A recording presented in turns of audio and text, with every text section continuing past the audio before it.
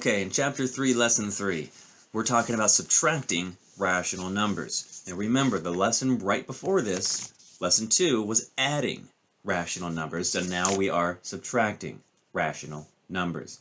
A lot of this is going to be the exact same as Lesson 2, alright, but we're going to be focusing on subtraction rather than addition. So there's a couple of small things that we need to pay attention to. So if, for example, if we're going to start with the number 5.5, right, which is right here on a number line, if we start with this amount and we subtract a larger amount, we're not only going to be subtracting 5.5 to get us to 0, right? We're subtracting more than 5.5. So we're going to end up in the negative area. So start at 5.5 and move 7.25 to the left because we're subtracting. All right? We are subtracting a positive number. All right? Remember, if we're subtracting a negative number, we would go to the right. Then I talk about that in a prior lesson, I think in Chapter 1. So essentially, that's what we're talking about, is finding negative 6.5 on a number line and moving down two whole numbers in this example, 6.5, 7.5, 8.5.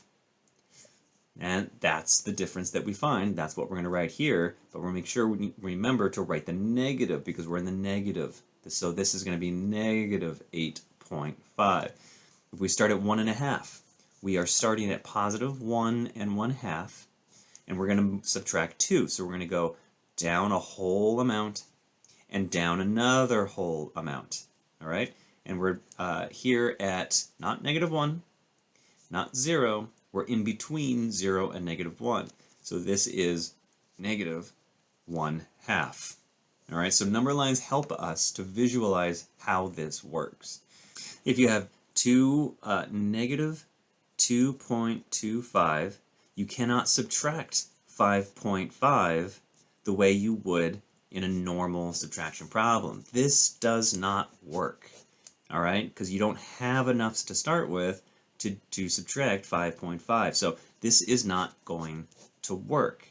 Instead, what you have to understand about subtracting numbers like this, especially with negatives, is that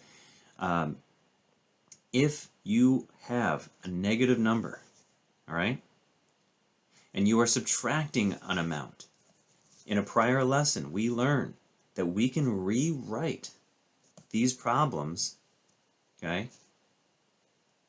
We are actually subtracting a positive 5.5, okay?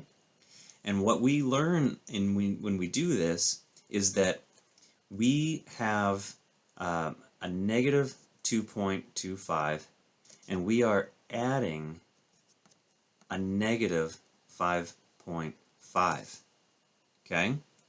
So when we do that, what I want you to notice is I'm taking a negative amount and I'm adding another oh, I'm sorry, you can't see that. There you go.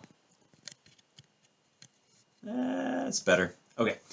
And you're adding another negative amount. So if I take 2.25 negatives and I add 5.5 negatives, right? I'm going to put a 0 here as a placeholder.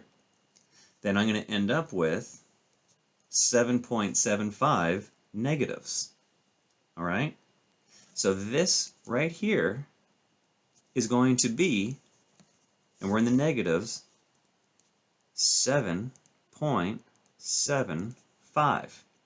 So that's, the number lines kind of help you visualize about where things are going to be, but knowing how to specifically subtract a number bigger than what you're starting with in the negatives by messing with the signs in ways that are logical, then yes, you can subtract rational numbers. So that's what I want to make sure you, and if you did not do the lessons in Chapter 1, some of these things I'm talking about might seem new, might seem different, might seem difficult. So just know that that was talked about in Chapter 1, and Chapter 3 is building on prior knowledge. So here we talk about subtracting negative rational numbers, and I'm just going to tell you, again, in a prior lesson we talked about how subtracting a negative number is the same as adding, all right? So if we are starting at negative 1/3 and we add 5/6, then we are adding a positive. Subtracting a negative is the same as adding a positive on a number line, all right? When you add a positive, you go this way. When you subtract a negative, you go this way, same direction.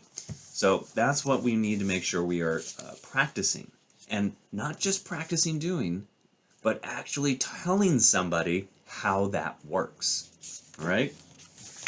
So then finding the distance between two numbers, this is where we get another example of a vertical number line that we have to learn how to use in a word problem situation.